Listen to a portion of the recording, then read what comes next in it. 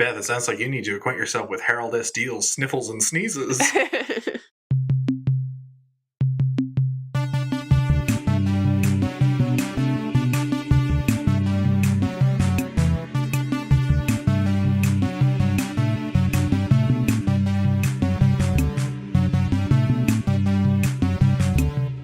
This time we watched Season 5, Episode 10, The Painted Hills. Woof woof, this episode is going to the dogs. Also, you probably guessed it already, I have a cold. Actually, Beth, I think with your voice no one would notice. It's already pretty deep. I managed to get through almost all of the winter flu season without getting sick, but then right at the end, I get nailed. And you know how I got it? Lots of toad licking? Pretty close. My daughter didn't finish her Cheerios, so I'm like, I'll have a spoonful of that. And I looked over and she was covered in snot. And I'm like, oh, shit. To me, there's nothing more revolting than having a child. I watch horror movies all the time, and yet that's the grossest shit I've ever heard. We should also mention, this is our 2nd anniversary. Yes, happy anniversary to us, even though that was like a few days ago. Yeah, close enough. Yes, like all old couples, we're forgetting our anniversary. We actually have a survey, so we want to know out of the 24 episodes that we've looked at in the past year, which was your favorite? What discussions did you like the most? What's your favorite episode of the show? It's at itsjustashow.com/survey. Yes, and there'll be a link in our show notes, should that prove to be too complicated to remember. But yes, get in your answers by April 11th. We want to hear from you. What's that? What's that, girl? The rest of this episode is stuck in a well. We better go rescue it. So, once again, we watched Season 5, Episode 10, The Painted Hills, aka the one with Lassie. But first, a short body care and grooming.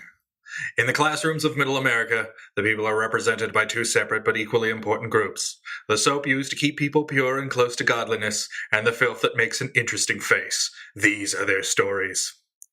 This week's short brings us an unseen, omnipresent narrator, a spirit of clean and lonely water, if you will, who intervenes in both space and time to educate the teens of the 50s on good grooming and hygiene by torturing a select few to his whims. But it's not all ghostly voices, as the film has science behind it in the form of cartoons. You'll learn about skin peeling off like dried macaroni if you're not distracted by the thought of Spiny Norman or Attila the Bun running into the cartoon at any given moment. And while a handful of teens are spied on or forced to relive events in a kind of hygienic Groundhog Day, we all leave better educated in the world of soap. Nonetheless, Crow is right.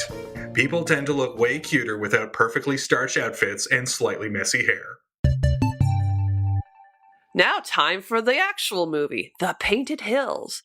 The movie opens on a grizzled but gentlemanly prospector named Jonathan Harvey and his faithful pup Shep, panning for gold in the mountains. After years of getting nowhere, Jonathan finally strikes gold. He goes into town to share his fortunes with his partner, only to be told by a gentlemanly figure named Lynn Taylor that his partner has long since died. Jonathan rushes off to visit his partner's family, particularly the son Tommy, who is apparently not taking the death of his father as well as one would hope. Jonathan is paying his respects to the widow when Lynn Taylor walks in. There's some suggestion that she and Lynn might be a bit of an item.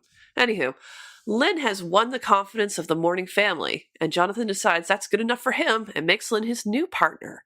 Jonathan also gives Shep to Tommy to cheer him up, which Shep is not happy about. Some weeks pass, and though Shep clearly likes Tommy just fine, she misses her old owner and starts to decline in health. Tommy decides to pay Jonathan a visit and give him back his dog. He comes across the two men in apparently good spirits and decides to hang out for a few months. As time passes, Lynn gets gold fever and starts becoming violent and standoffish. He even assaults the good hilltop preacher Pilot Pete, or Pylon Pete, who wasn't doing nothing wrong, pawing through their belongings when no one was home. At one point, Jonathan openly accuses Lynn of not wanting to share the gold, but instead of kicking Lynn out, he decides to go to sleep. Totally normal thing to do. So, the inevitable happens. Lynn pushes Jonathan off a mountain, and Shep finds her beloved owner's body. Shep rightfully never warmed to Lynn, but she nevertheless heads back to the cabin to beg for scraps instead of, getting the hell out of there. Lynn poisons her.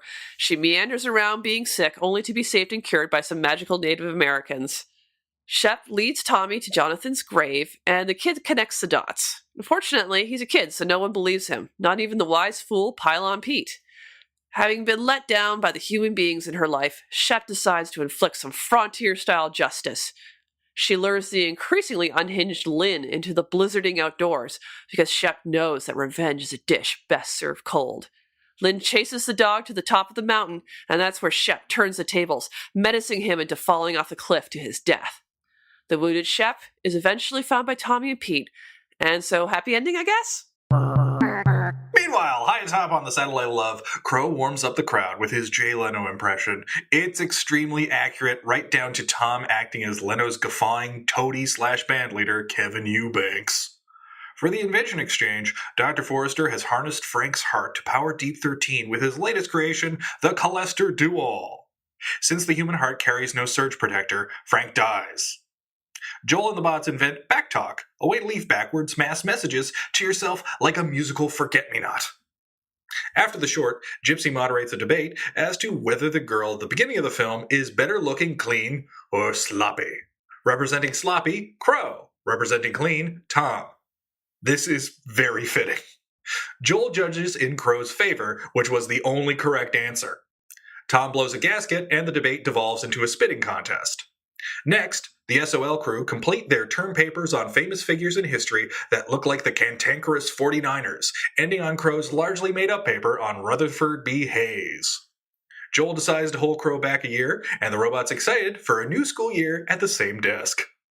In our final pair of sketches, Tom melts Crow down for the value, but Joel regrets to inform him that Crow's painted gold and that he has no market value. Crow miraculously recovers for the rest of the episode, and in the epilogue, he and Tom try to set Lassie up for murder in an imaginary prosecution, but Joel doesn't bite.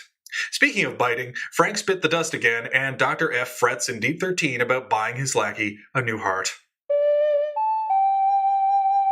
Well, we haven't had a short in a while. Yes, it's exciting to go back to this era, the kind of 50s era in terms of MST3K, because that's one of the things that I find this show, perhaps by nature of its creation, tends to work better, if not best, when it's pitted up against the conformity and sameness of the 50s or the bright, shiny optimism and kind of candy-colored craziness of the 60s. Right. That's a good point. That gives something for the comedy to kind of bounce off of that you don't get from kind of like the moral grayness and sameness of 70s movies and the sleekness of 80s movies. Like there's something I think that's missing when you go too far into our present.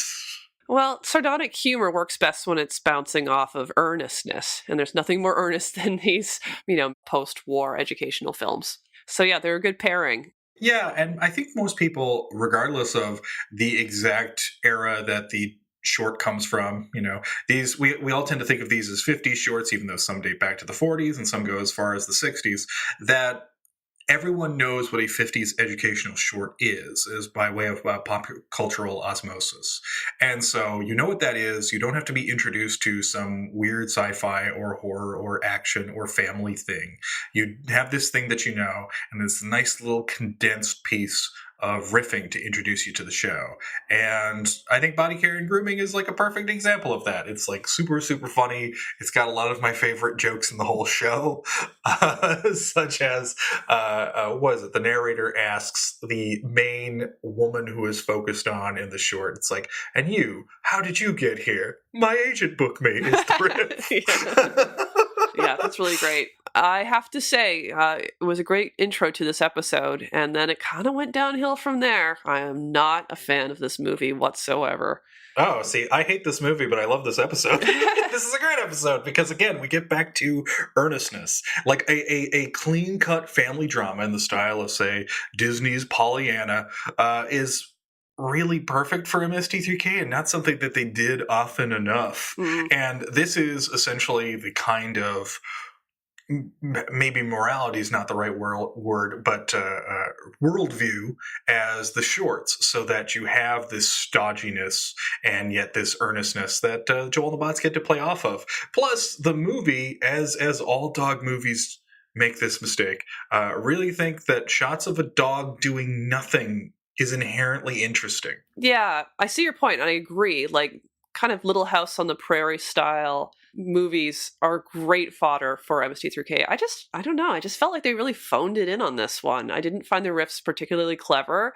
The Snossages jokes, like, really, that's the level you're taking to have a dog as your lead. Like, it just felt like they didn't really do enough with what was there. Oh, I think they did. There was a lot of great dog jokes.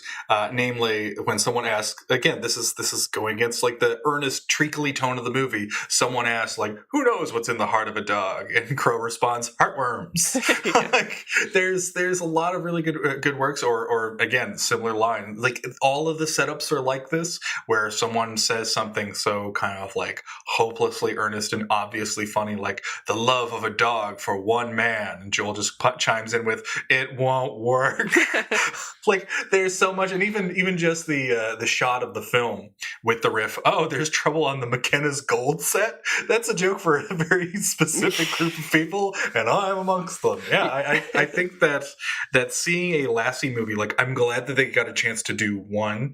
It's much like the fact that they tackled a Steve Reeves Hercules movie, or that they tackled Robot Monster, or that they tackled an Ed Wood film, or multiple Coleman Francis movies. It's like, oh, they've attacked this one type of movie. They've focused on this one type of movie, and I'm glad that they got a chance to do it. So yeah, I would say this is one of the stronger episodes of the show. And again, found in season 5, which tends to be, I think, the best place to start.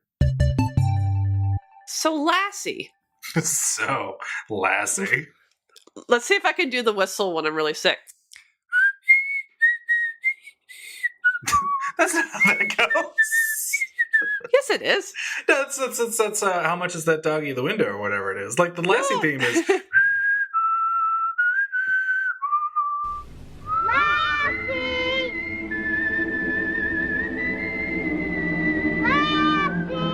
And the winner of the debate is Adam. Yeah, I don't know about you, but this is the case where my gray market American satellite dish got me access to Nick at Night. Mhm. And I was just reading about this.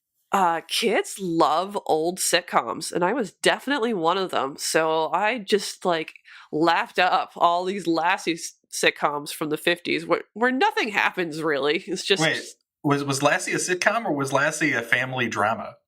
Well, it was a half hour, so I guess I think of it as a sitcom. And yeah, it was not a comedy, but it was definitely like would I call it a drama? You know, it's just good watching for half an hour. I mean, like half-hour dramas were like way more common in the 50s and 60s, because that's where, of course, you had the Twilight Zone, which famously transitioned to an hour for a whole year and was terrible at it. Okay, yeah, so I guess it would be a half-hour drama. Yeah, it's funny. It's like I have never seen the Lassie show, but like doing a little bit of digging for this podcast, I was shocked to find that Lassie has something in common with the Flintstones. And it's not that Lassie was a spokesman for Larrabee cigarettes or Winston cigarettes, although I wish that he was. No, it's that the famous Lassie theme is not heard until well into the show. I think it's the show's like 3rd or 4th season that finally adds that theme tune. And that's that's the most iconic thing about Lassie. That's more iconic than the fact that Lassie's a calling. And with the Flintstones, Meet the Flintstones didn't show up until that show's 3rd season, even though for syndication, and perhaps not to Mandela affect everybody, they just changed it so that the Meet the Flintstones was used in all episodes. Right, and that kind of mournful, elusive whistle was so well paired with that dog. Yeah. I'm not a big Lassie fan, but I will say, like, she's unique in that, you know, she's not immediately like a cuddly, lovable dog. She's got that collie kind of, how would I describe it, almost imperious aloofness about her. Like, she doesn't seem like a cuddly dog. And she's a very serious dog. And the fact that she's a girl, most of the other like TV star dogs are boys, like Benji or Rin Tin Tin or Toto. But she has a Greta Garbo kind of feel to her that I always thought was an interesting take. Yeah, like Lassie's got a great long face, like former liberal leader Michael Ignatieff. But that said, one of the things I found out is Lassie was always played by a boy. Indeed, Lassie was always your pal, your male pal. I guess if you have a long coat, you don't get a peek at the genitals as easily. No, thank God. Because that's the thing that amuses me the most when I think about the dog legacies of The Littlest Hobo and Rin Tin Tin, is that how many camera operators and directors of photography and cinematographers had to just sit around and go, all right, how do we get the dog's balls out of the shot? It's odd because I'm not as familiar with Rin Tin Tin, but there were definitely dog media. There was definitely dog media that I grew up with and saw. I was never exposed to the Lassie series, though. Again, through osmosis, I know the iconic Lassie opening, and it's great. That's like a terrific minute of footage of what I'm sure is a series of interchangeable episodes. And I know this for a fact because the kid who originally starred with Lassie, I think the character's name was Tommy, and Tommy later got replaced when the actor was getting too old and didn't want to be a teenager with Lassie. Got replaced by another kid named Timmy, I think without explanation. But this is where, of course, you get the famous Timmy says this when people riff on Lassie.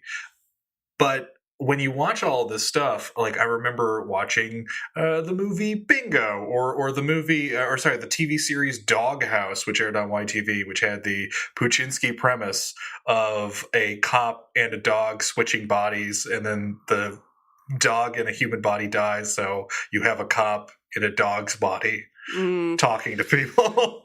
Well, and you're reminding me, one of the other things I like about Lassie is she has dignity, and there's just...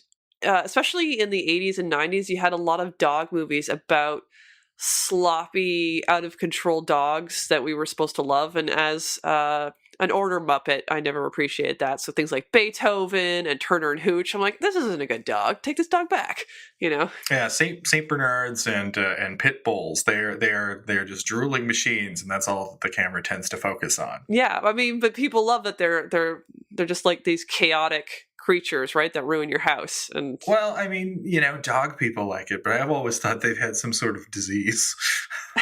Well, I think Lassie is also coming from a time when dogs were expected to be more than just fun pals to hang out with. Like, she is a work dog, right?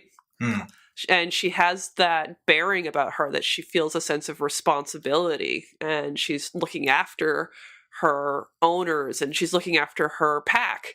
And I feel like later dogs, that sense of dignity isn't there because they're not work dogs anymore. They're just pets. Yeah, I can see that. And there's also something to be said about, like, they're just filming for what kind of breed that it is. Because, like I said, if you have, like, these kind of, like, larger dogs, then filming them is as kind of essentially the pet equivalent of Rodney Dangerfield, later to become Rover Dangerfield in an animated feature where he is playing a dog.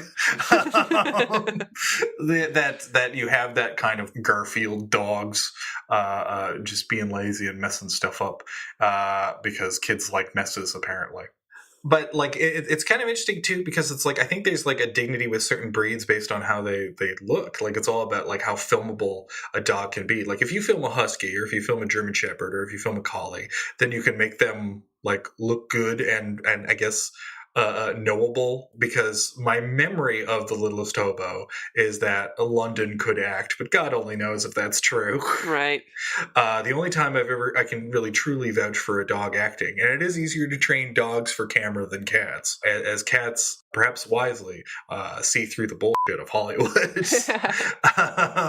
But I remember in John Carpenter's The Thing, a dog has to act like it is an alien pretending to be a dog. And miraculously, I don't know who trained it or how, but you have a dog enter into a room with other dogs, and it acts tentative and bizarre. And I've never seen that happen in my life. It's like, how did you train an animal to do this? Which reminds me of another thing about this movie that I found a little disconcerting. It was strange to see Lassie bar her teeth and growl. Yeah, you never see that. In fact, like, I remember seeing that like on an image of, like, a homemade release of this, like an internet shared kind of release when there was no official release for this episode, was used as, like, the image for it. And it is jarring. It's really kind of, like, unpleasant to see the family friendly dog be vicious, though I'm sure in the millions of episodes of Lassie the show and the countless other Lassie movies, that was called upon from time to time. Maybe it's because, we all innately know what breeds are like, and collies are not known for being confrontational dogs. They're kind of elusive, they're shy, they stick to their people. It just kind of took me out and made me wonder if they really had to push the dog to do that, because it didn't seem to come naturally to the actor dog. I mean, it's hard to say. I think what we have here is like this film is made with Pal, the original Lassie, I believe. Yeah, this is one of the weird things. So the novel that this movie is based on, Shep is a boy, and then they have Shep being played by Lassie, who is legendarily a girl. So they turn the dog into a girl, even though it's still being played by a boy. Well, Lassie, like Divine, can play it any way they want to. Yeah. Beth, I don't think it's a shock to anyone to find out that capitalism is a sickness.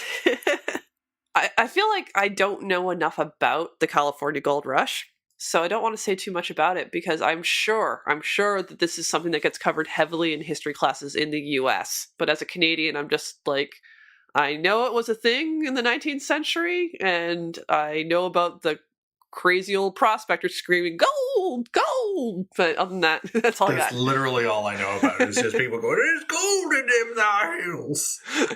And the gold prospector is, of course, a comedy stock trope that I hope never leaves. I hope there's always a gold prospector character in anything I watch. I always keep my fingers crossed for an old gold prospector to show up, even on something like Glow. Exactly. But I did manage to find, I don't know how widely this was treated, but it's from the New Zealand Evangelist. So it's some kind of Christian sect from the 19th century. But they treat gold fever as an actual disease that causes delirium. Let's see if The symptoms of the fever are, at first, a peculiar sensation about the heart, sometimes a slight headache, great restlessness during the day, and an inability to prosecute the ordinary business of life, a great disinclination to the reading of the Bible, to secret and family prayer, and even to public worship. And at night, the sleep is much broken by incoherent dreams. I think that was also the list of symptoms for Ren in the Ren and Stimpy short Space Madness. Yeah, so it's funny that gold fever was actually treated as not really maybe medical, but a cultural condition that seemed to affect the whole globe in the gold rush, because apparently that was the biggest single immigration shift in all of American history. Like, people from all over the globe came to try to get their piece, and most of them left empty-handed. Yes, or perhaps they only had fool's gold. That's right. So me just being the classic underdog, when I was a kid, I kind of resented gold for always being the thing that people wanted the most. And I was just like, I'm more of a silver person. I think it's less garish. And one of the things I found out in my research is that in the search for gold, they kept coming across this like blue cake. And they're like, this is useless. And they threw it out. That was all silver. And there was more of it than gold. So they could have become millionaires. Yeah. I also think one of the Star Wars movies was released to theaters as blue cake to throw off the scent of people leaking it. And I don't know, like, the West has always been obsessed with gold. It's just like it's been the trigger for so much colonial exploration. And I wonder if that's still a thing. Like, I know there's still crazies going on about the gold standard, but I mean, I think more complicated metals like platinum have become a little bit more valuable these days. Yeah, and you don't quite see gold being touted or kind of flossed about with the same kind of connection, I think, to classiness and sort of like the myth of kind of like the urbane, well-read, rich person.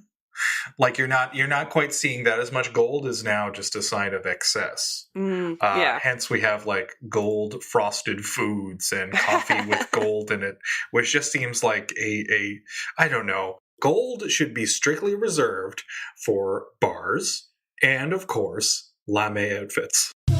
Hey everybody, it's time for the Shadow 13. It's time for the Shallow 13. 13 tasty treats about this episode, The Painted Hills. Go, Adam, go! No, I want to start with the short. Harold S. Deal, the body care and grooming expert, whose college textbook Healthful Living is heavily plugged at the beginning of the short, would go on to write and produce a number of teen health-oriented shorts, including Human Reproduction, Sniffles and Sneezes, and Your Body During Adolescence. Human Reproduction, produced in 1947, was seen as a competitor for legendary educational filmmaker Lester Beck's Human Growth short. Human Growth did much better. As Robert Everwine has noted, it has, quote, a legitimate claim as being the most important film of its kind, becoming one of the most widely viewed sex education films for children ever made. The Painted Hills was one of only 3 feature films directed by Harold Kress. Kress's career didn't go to the dogs, as he'd have greater success as an editor on films like Nicholas Ray's King of Kings, Ronald Neam's The Poseidon Adventure, and The Greatest Story Ever Told, which featured, you guessed it, Donald Pleasance as Pylon Pete's sworn enemy, the Devil. The same year he appeared as young Tommy in The Painted Hills, Gary Gray co-starred in a short starring a heroic dog called Pal's Gallant Journey. If you guessed the titular Pal was Lassie, by which we mean the dog named Pal who played the original Lassie who goes by Shep in The Painted Hills, you'd be wrong. Pal was played by Flame, a dog best known for playing Rusty in films like For the Love of Rusty and Rusty Saves a Life. Confusingly, Flame got his start as the titular dog from 1946's My Dog Shep. Kindly Jonathan is played by Paul Kelly, who served 25 months for manslaughter for the death of actor Ray Raymond. In 1927, Raymond confronted Kelly, who'd been having an affair with Raymond's wife, actress Dorothy McKay. The scandal was so intense that after getting out of jail, Kelly was only able to find work in another 90 films. Chief Yolachi, who played Medicine Man Bald Eagle, was a member of the Yakima tribe and began his career as an opera singer. His CV is littered with westerns, but there's a few colorful acting roles here and there, like when he played the King of the Rock People in Flash Gordon Conquers the Universe. The Painted Hills wouldn't be his last time playing a supporting role to a dog, as Yolachi appeared in 2 episodes of The Adventures of Rin Tin Tin in 1956. One of the native boys is played by Don K. Reynolds, credited here as Little Brown Jug. Jug played native characters in a number of westerns made during this time. Acting would become secondary to Reynolds as he became an animal trainer later in his career, working on films like Big Top Pee-wee and Peter Jackson's Lord of the Rings trilogy. Screenwriter True Boardman started in Hollywood as more of a Gary Gray type. Boardman was a child star of the silent era, sometimes credited under the name Billy Boy. One of his films has the curious title, When Macbeth Came to Snakeville. Joel and the Pods note makeup artist William Tuttle, whose star only rose after The Painted Hills, working on the original Twilight Zone, Forbidden Planet, North by Northwest, and Young Frankenstein. He would also receive a special Oscar for his work on The 7 Faces of Dr. Lao, which Joel cites as his favorite movie later this season in episode 512, Mitchell. Joel greets the Mads by noting, Wilbur Mills and Fanny Fox are calling. They had sex. Wilbur Mills was a Democratic congressman from Arkansas who tried running for president in 1972. Fanny Fox was an Argentinian stripper based in Washington. And Crow is right, they had sex. When the police caught them canoodling, it more or less ruined Mills' career. But the notoriety let Fanny Fox charge $15,000 a week to be hired as a stripper. Dang. As Shep confronts the bad guy, Crow jokes, Looking for Jonathan? I caught a matinee of Oh Heavenly Dog. This 1980 Benji vehicle stars Chevy Chase as a detective who gets murdered, but he's brought back to life as a dog so that he can solve his own murder. Kind of like a dog RoboCop. But it's got a cameo from Lorenzo Music as a guy named Carlton, and hey, wait a minute. And later, when Shep is ready to kill the bad guy, Tom has her saying, Prepare to meet Kali. Kali is a Hindu goddess, often depicted as full of terrible rage, but also considered to be full of love, kind of like Shep. And her name sounds like Kali. And look, the joke just works on a lot of levels, okay? And finally, this episode switches up its ending a bit. After the credits have rolled, instead of having an out-of-context clip from the film, we get an out-of-context clip from the short Body Care and Grooming, in which a woman steps halfway out of her shower because she's oh so naughty. And that's time. Beth, that gum you like is coming back in style. What? That gum you like is coming back in style. Twin Peaks? The most famous backmasking of all time. Yeah. So one of the joys of this episode, as we mentioned, is the sketches. And one of those sketches is an invention exchange in which Joel invents a backmasking voice messaging service as kind of a reminder of things you have to do today. No, when I was thinking about other instances of backmasking, it's mostly when it's in like an audio track of some kind, like when the Beatles did it, or when allegedly people were hearing that they were saying Paul is dead and all of that stuff in recorded music. And of course, the legendary sort of satanic panic of the 80s, where they were convinced that, satanic rituals were hidden in heavy metal tracks. This is back when the technology to reverse audio was apparently hard to find. It was something that people could do very easily on their record players. They could just play the record backwards. They could just manually manipulate it that way. And I think that's how a lot of people discovered it, is just how simple that was. Even Thomas Edison had a note about the novel and sweet, but although different music that you could get by playing a record backwards just by doing that. Mm-hmm. But the interesting thing about that kind of lore that you get from backtrack stuff, particularly in the Beatles, is that the things that are cited, such as Paul is dead, turn me on, dead man, Satan, look at me please, being hidden. So polite to Satan. Yeah. Well, I mean, it's clearly I've listened to Revolution number 9 backwards, which has most of them. It's I'm so tired that has Paul is dead man, miss him, miss him, miss him. But when you listen to the actual audio, and you're looking at the text of what it's supposed to say, it's all horseshit. Yeah. It's just the human brain searching for patterns. Mm-hmm. And when you just listen to it, it's like, no, that could be anything. Every now and then, the closest thing you got is what sounds like Yoko Ono's voice saying, Satan, look at me, please. It's like, oh, but what are the odds that someone actually said that? It's like you can... With the way backmasking works is that you can actually change sounds and sentences. One of the things that I absolutely loved is Mark Mothersbaugh, who, of course, is the frontman of Devo, became a film and TV composer after Devo. And one of the things he discovered, he would play with backmasking all the time because he would like to insert subliminal messages that were parodies of subliminal messages. Okay. Through the audio. And one of the things he wanted the Christian right to discover while hunting for backwards voices in media was Christian messages, so that they would have the dilemma of whether or not they should report themselves as being the perpetrators of backmask messages, because he wanted to put Jesus Loves You into commercials and episodes of Rugrats and even apparently some Devo songs for people looking for them. And what he found was the way to get Jesus Love You backwards perfectly is to say, we smell sausage, and put it backwards. There's a great video. We'll have a link in our show notes, but there's a great video which he just repeats into a little recorder. We smell sausage, and he plays back, Jesus loves you. Yes, also MC.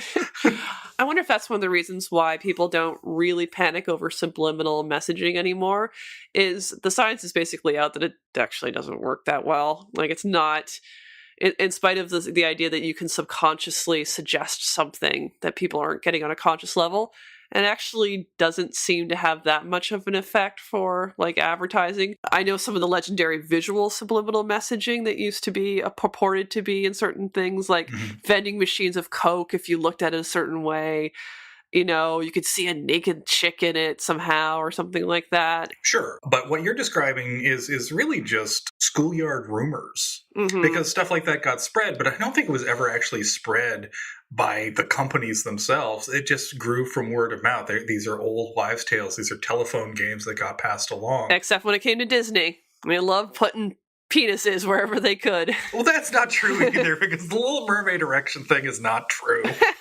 Those are knees. They're clearly knees. He's got knock knees, and that's just it. And it's people who think they look like knobs that resulted in, I believe it's a 2003 DVD release where the scene was painted over so that you couldn't see the priest's knees. Despicable. It's not the priest's knees. It's the original video cover of King Trident's Underworld Palace. and the tops of the pallets are just covered in golden cocks. I think that you'll find that lots of things look like a cockpit. It's true.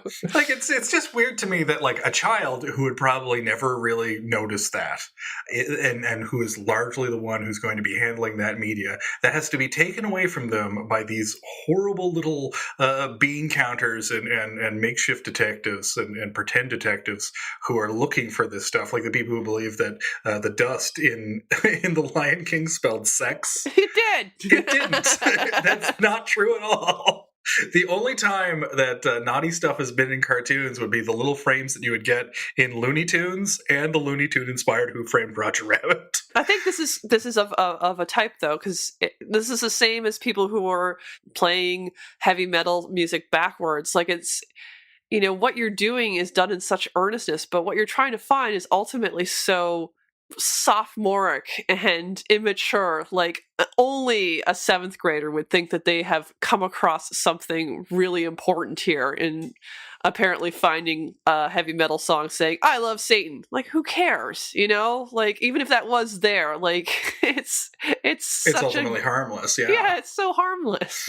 Well, that's just it. I remember there's a great a book on the subject that's called "Backwards Masking Unmasked," which was written in 1983, and that alleges that Hotel California is an ode to devil worship.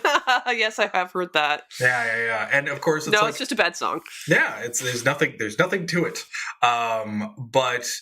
Like, this was a great snake oil gimmick, was to convince people that media you think is harmless actually has a harmful effect. But even if you, like anyone now on their home computer can look at backmask stuff and go, it's like, oh, I'm not actually affected by this. But you could there was such a panic over it and so little, I guess, ready available experimentation and so little debunking of it, that rumors kind of gave it a power. Like to this day, there are people who are convinced that someone miscarried because of the hidden frames in The Exorcist. Like that still gets reported as fact, even though there's no, like, I researched this. There is no like proven evidence of it, but like that's what people believe. And in fact, like most of the time that people are backmasking stuff in records, they're doing it to reference, as Mark Mothersbaugh did. They're doing it to reference the panic and reference the controversy itself. Like when Weird Al released a song called Nature Trail to Hell for his In 3D album, he deliberately put a backmask message that says Satan eats cheese whiz. Okay. So another notable sketch is where Crow pretends to be Jay Leno. And I think this is one of the first instances I have seen of someone kind of taking it to Jay Leno, because he was quite beloved in the early 90s. Well, he was beloved before he took over The Tonight Show. Right. He was a well-liked comedian, even though, despite all assurances to the contrary, I could never tell the difference between dark-haired Jay Leno and gray-haired Jay Leno. I could never, ever tell the difference. The only difference that I can see is that David Letterman liked one and was mortal enemies with the other. Yeah, I mean, I know something of the late night wars that happened in the early 90s, and for people who don't know, The Tonight Show was supposed to be taken over by David Letterman after Johnny Carson retired, and Johnny Carson wanted it to be David Letterman. That's right. But somehow, you can probably clarify this for me, Jay Leno managed to like sneak his way in there and become the host instead, starting a long tradition of NBC making terrible choices about who should host their Tonight Show. Yes, and not the last one they would make involving Jay Leno. Yeah. But it basically came down to this. There is a great book called The Late Shift, which turned into a fantastically terrible HBO movie called The Late Shift. I do remember that. That's phenomenal, just for really bad prosthetics and wigs.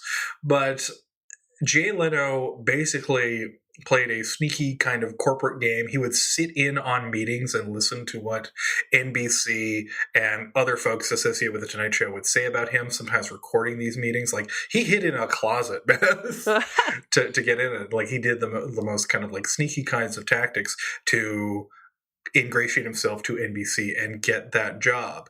And some people, of course, gave him a lot of slack for that, because it's like, well, he's just, trying to outdo the competition by any means necessary, and fair is fair. And hey, look what we got for it. A legacy of The Tonight Show, which for a much older generation was this institution of television that was still respected, which baffles me as a younger person because I always think of Jay Leno when I think of The Tonight Show. So I tend to think of The Tonight Show as a gassy, bloated, easy, low-hanging fruit comedy fart bag. Yeah, I mean, so Jay Leno, ironically, he did do well, especially with older viewers, and so he was always rated higher than Letterman's show, which was on the rival network CBS, for reasons I could never understand, because his shtick was not great. No, his jokes were weak, and his interviewing style was worse. So he was neither a compelling interviewer nor a great joke teller. I know that comedians who've seen Jay Leno always say that he is much better, live, and you can understand what he does and appreciate what he does. Though again, I see no evidence of this. It's as though everyone in LA is under a spell. But he became kind of undeniable for a certain demographic. Only, I think it was a year or two into his run in The Tonight Show. Because his Tonight Show was originally getting clobbered by Letterman. Mm. And so when this episode came out, it was 1993. Jay Leno took over in 1992, or at the very least, Carson retired in 92, and it should have been taken up freshly by him at that point. And when we get to Leno's first year, he's tanking. People are loyal to Letterman, and Letterman got all the good press. Right. But Leno, because he was a nice guy, he did not like to, embarrass guests or try to generate entertainment from an interview the way Letterman would. When it came time for scandals involving people like Hugh Grant and Eddie Murphy, which happened roughly around the same time, they went to Leno for the soft touch, and Leno could hype up those interviews, and people tuned into that, and they never left. And I've always had a theory that the reason he did well is simply that there were these ratings events, and for something to settle in and fall asleep to, there was a certain demographic that would watch just about anything as long as they could fall asleep to it. And it's easy to fall asleep to Leno. And you can also see, industry-wise, why that would be favored. If you are a PR person, you'll want to go on Leno because you're going to get a softball interview. Whereas Letterman, which, I enjoyed oftentimes, would sometimes openly despise his guests. Yes, I remember one of my favorites is one of the more recent ones towards the tail end of his run on CBS, where he is just embarrassed to be interviewing Justin Bieber and openly laughs out loud when Bieber refers to the Sistine Chapel as the Sixteen Chapel. Man, because that was kind of the genius of David Letterman, is that Letterman was playing to the audience in a really sly way, which was that he knew that the talk show, and he wanted you to know that he knew, and that he knew that you knew, that talk shows were phony baloney horse shit. Yeah. I mean, honestly, in retrospect, neither one of these guys were completely to be lauded.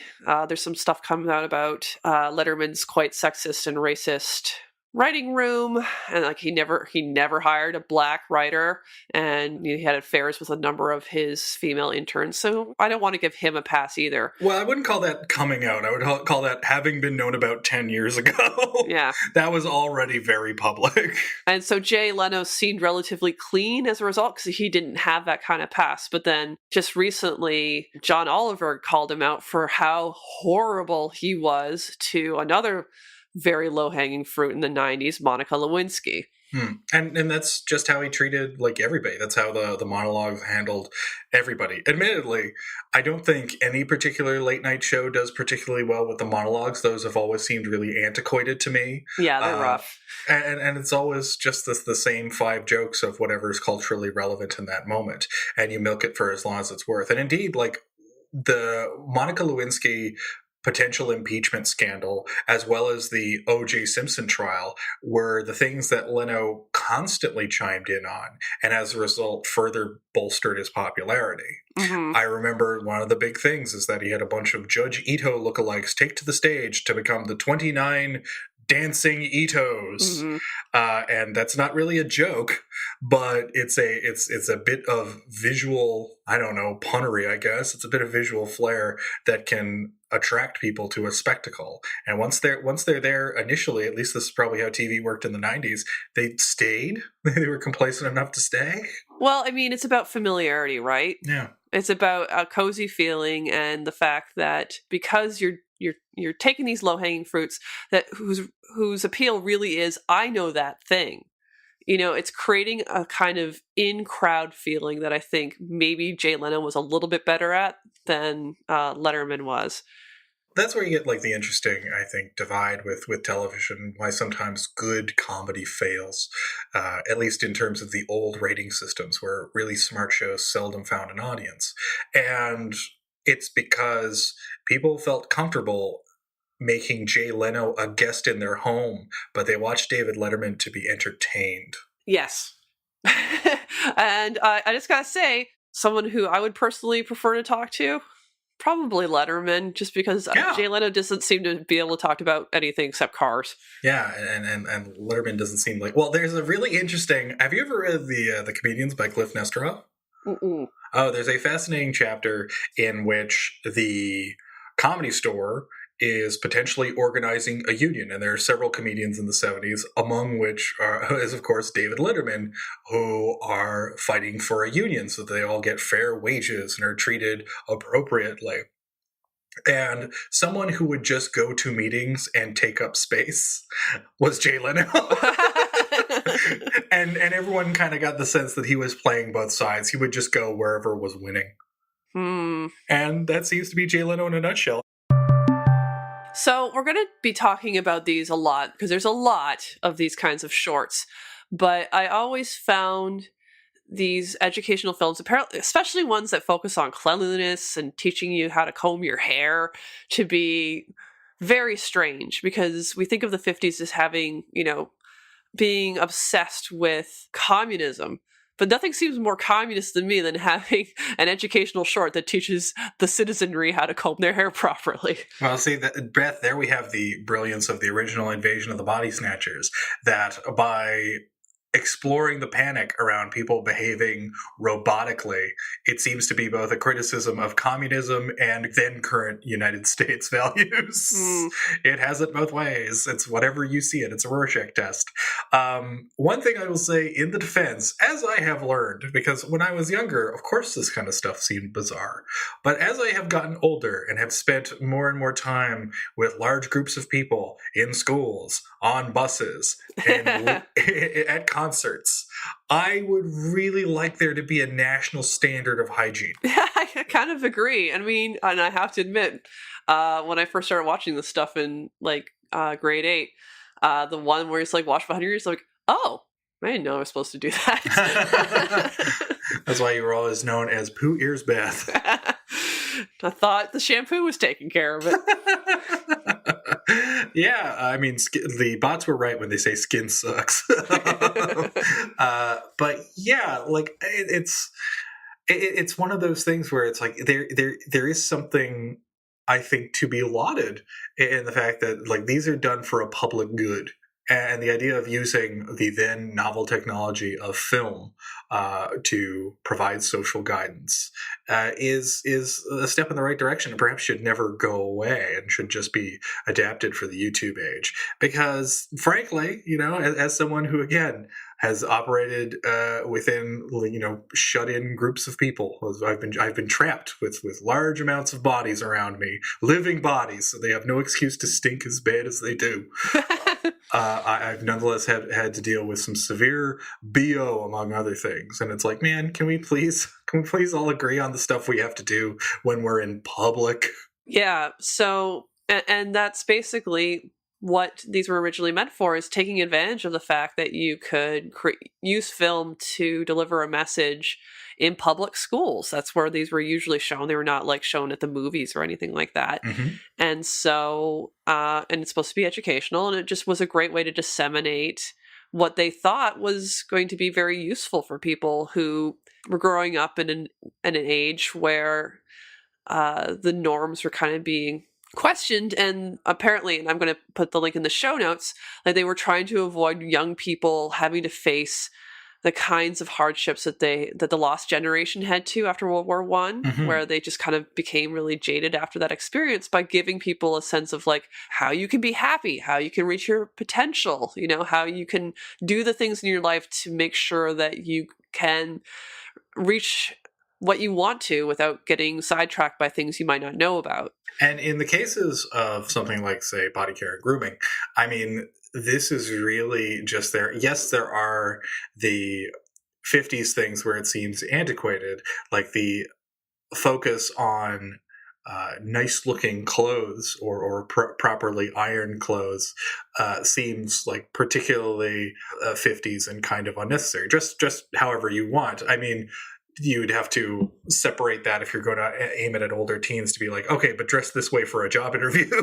But, there is like an unnecessarily like snobbish angle there where it's like, and you must dress this way and it must look good. Otherwise you look bad. But they're really trying to reach out to kids to say, this is how you don't get ostracized. There are basic things that people find unpleasant, such as odor.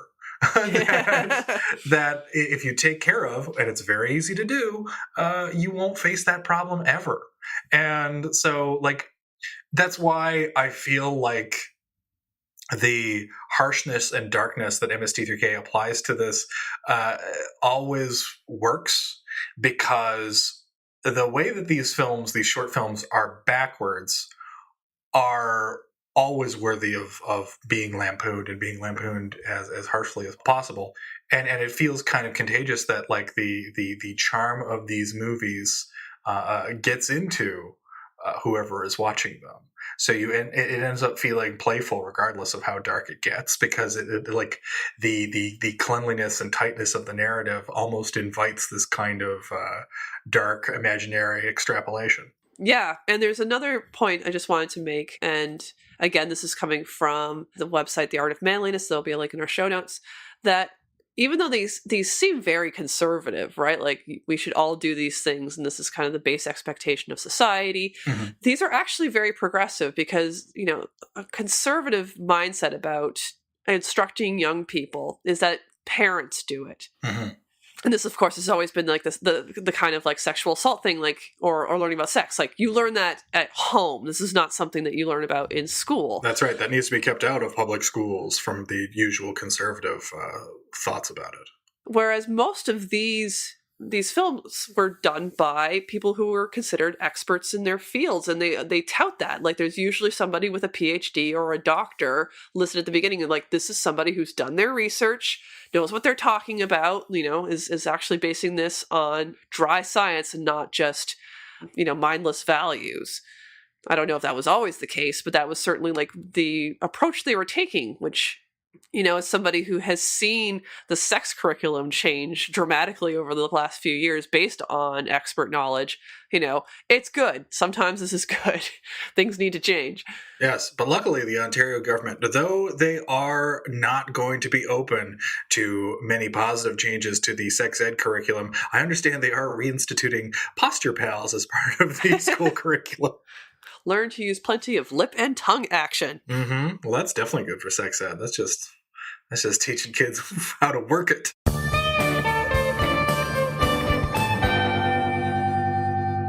All right. Well, Chris, we've buried this corpse in a shallow grave. What do you got for our final factoid? Well, you might remember last episode we talked about the 200th episode of MST3K, and I thought, let's go down the similar track. I got a little question for you to reveal my factoid. In the original run, how many episodes of Lassie were there? We're going to do Price is Right rules. Adam, you won last time, so you start. You do the first bid. All right. If I were to guess how many episodes of Lassie there were in its original run, it ran for 5 or 6 years, possibly 7 years. And I'm going to give it an even 230. Okay, Beth? Yeah, I don't have a sense of how many episodes tended to be made in the 50s for a season run. So, but I'm gonna go on the generous side and think maybe like 30 or so. So, let's say I'm gonna go low. Let's go 150. Okay. Adam, you win again. Yes. There were 591 episodes over my 19 God. seasons. It lasted from 1954 to 1973, including, as you mentioned earlier, burning through several Jeffies and Timmies and so forth. A few years where she worked for the Forest Service. A year where she was just on her own little hobo style, I think. And then she ends up at a ranch for the last few years. Oh, I'm glad she finally ended up where she belonged. Yep, as we all will one day. In a big ranch upstate. If you've been affected by the issues on this show, if you've ever come down with gold fever, or if you'd like to ask Beth and Adam anything, get in touch with us. Our website is itsjustashow.com. We're on Twitter at itisjustashow, and yeah, we still have a Facebook group. You can find it, and we'd love to hear from you. This show is made possible by listeners like you. You can support us and get to hear a bonus bit by going to itsjustashow.com/Patreon or patreon.com/itsjustashow. And if you want to follow up on anything that was mentioned today on It's Just a Show, you'll find links in our show notes at itsjustashow.com/episode/48. Now, Chris, that wraps it up for the Painted Hills and Body Care and Grooming. What are we going to pile on next? Well, pile on this, my friend. You know, Lassie was kind of cute, more or less. And, as we learned, she could be kind of mean, kind of menacing. So why on earth did she never get a job as a lady wrestler? Let's do some research and find out next time as we watch Season 6, Episode 16, Racket Girls, with the short Are You Ready for Marriage? Two good ones. This is a Mike era episode, and I remember this one being a particularly good example of how the dynamic changed quite a bit, and I thought for a little bit of the better. I don't know, man. You seldom get as good a joke in the Mike era as Lassie running around saying, Reefcliff, Reefcliff, to the mountains. That is a gold standard joke. Does not come as often with the dumbing down of the show. But I'm looking forward to this episode. I have never seen Racket Girls. What? Means Yeah. you've never seen Are You Ready for Marriage either? No, that was included in shorts collections. Okay, because it's a really good one. Yeah. Well, all right, until next time, Washing behind the ears is something you should do. And bark if you love snausages. take it away, Theme Squad.